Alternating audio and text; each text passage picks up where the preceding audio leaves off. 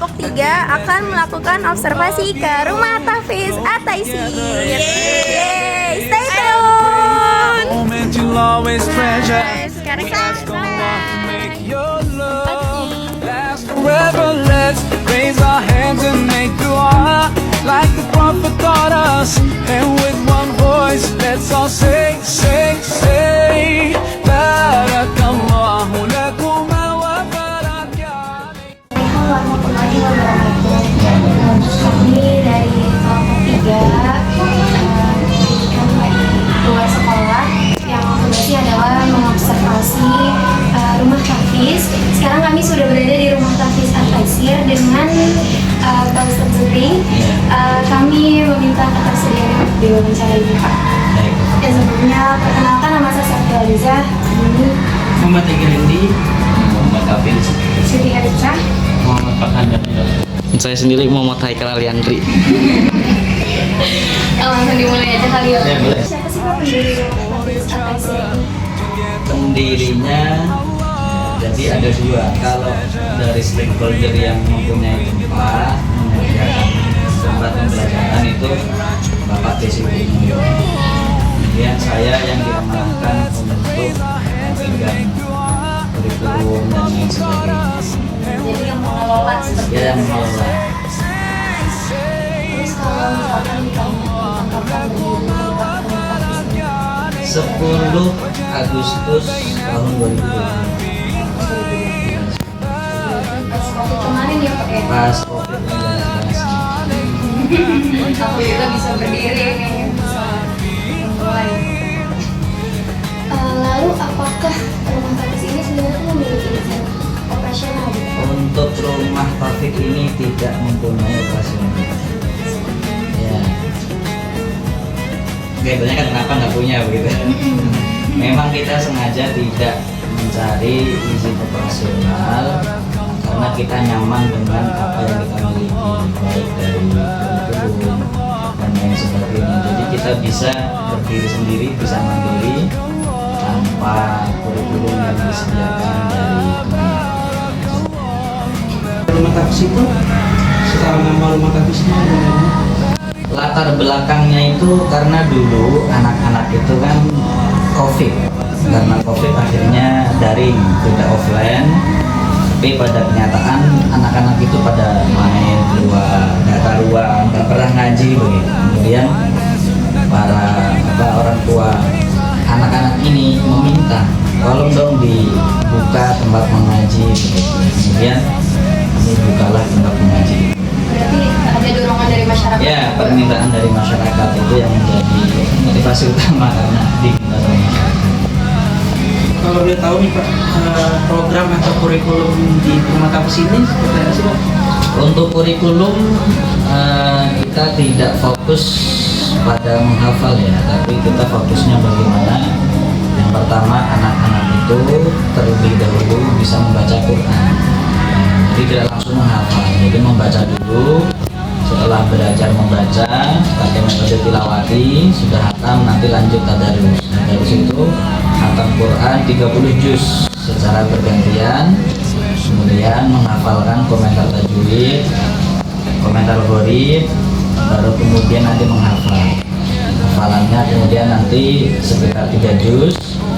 Tidak hanya hafal biasa, tapi hafal nomor ayat, nomor surat, nomor halaman, bisa diacak dari belakang, bisa ya lompat berapa ayat, berapa halaman juga bisa, seperti itu. Setelah itu baru pendalaman fikih. Jadi kelas terakhir itu kelas tafakuh, pendalaman fikih. Berarti tidak hanya fokus pada Al-Quran Tidak saja. hanya fokus pada Quran. Kemudian kalau misalnya kita kan juga dari Fakultas Agama Islam, apa sih ada syarat nggak buat menjadi guru di sini? Syarat guru di sini memang yang paling utama itu ada basic pesantren.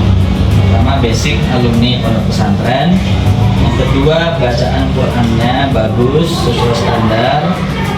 Paling tidak memiliki sertifikasi atau standarisasi syahadah lulus metode tilawati atau metode ummi. Kemudian dari 9 guru yang ada 7-nya itu memang sarjana. Jadi yang dua awal itu memang perintis, jadi belum sarjana. Sini semakin ke belakang kita memang sengaja mencari sarjana untuk Jadi kita punya peluang lah ya. ya bisa bilangnya. Kita udah Berminat bisa, lulus nanti wisuda kita mau. asal lulus ujiannya bisa. Terus kalau misalnya santri ya Pak, Ya, itu ada syaratnya atau buat ada tesnya atau langsung ya masuk? santri diperbolehkan belajar di sini itu minimal usianya kelas 1 SD. Kemudian berikutnya ketika masuk ada placement test.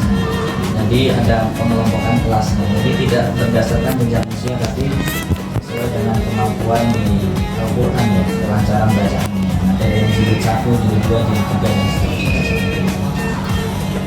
Terus kalau di sini apa yang menjadi target di rumah tangga dari program? Target dari pembelajaran rumah Quran ya, di sini rumah Quran At-Taisir itu, jadi anak-anak tidak hanya bisa baca Quran dengan baik, tapi bisa mengurai, menjelaskan tajwidnya, hukum bacaannya, kemudian hafal Quran 3 juz berdasarkan nomor ayat, nomor halaman dan lain sebagainya. Kemudian juga memahami fikih, ada fikihnya, ada akidahnya, belajar juga sirah Nabi supaya bisa meneladani sifat-sifat Rasul. Iya Pak. Di sini juga difokuskan ketulisan. Ya, di jenjang awal itu anak diajarkan kitabati. Kitabati itu bagaimana caranya anak belajar menulis kitabati. Tapi hanya jenjang pertama saja. Nanti bukunya ada 4, kitabati 1 sampai kitabati 4. Diajar menulis anak. Terus yang menjadi hambatan dari program di rumah tangga sini apa? Yang menjadi hambatan itu kalau saat ini ya, itu sebagian anak mungkin karena adanya pembelajaran jadi kalau anak sekolah itu kan ada masuk pagi, masuk siang, kadang ada yang sore juga. Jadi anak-anak yang masuk sore kalau pas dia shift siang itu nggak bisa ngaji karena terbentur sama itu pembelajaran di sekolah. Sudah di klarifikasi sama wali santri yang anaknya sekolah itu, untungnya apa belajar sampai 3 waktu begitu ya. Jadi seminggu ini masuk pagi, besok masuk siang, besok sore itu juga kasihan anak pada akhirnya kalau ada eskul dan ada sore itu menghambat. Karena di sini kan klasikal belajar, bukan privat. Jadi kalau dia nggak masuk otomatis setting bahasa nggak kayak gitu. Berarti di sini bisa dari pagi sampai sore. Di sini mengajinya 2 jadwal, kelas sore dan kelas malam. Ya, total 11 kelas, 6 sore, 5 malam, jumlah santrinya 120. Tapi apakah di sini ada Asrama untuk sekarang belum ya, karena kita memang sengaja memfasilitasi pembelajaran agama bagi yang tidak fokus di pesantren. Terima kasih atas waktunya Pak. Terima kasih sudah bersedia berbicara.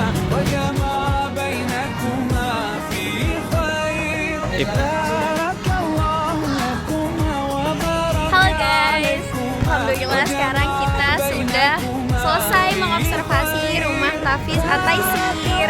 Sekian dari kelompok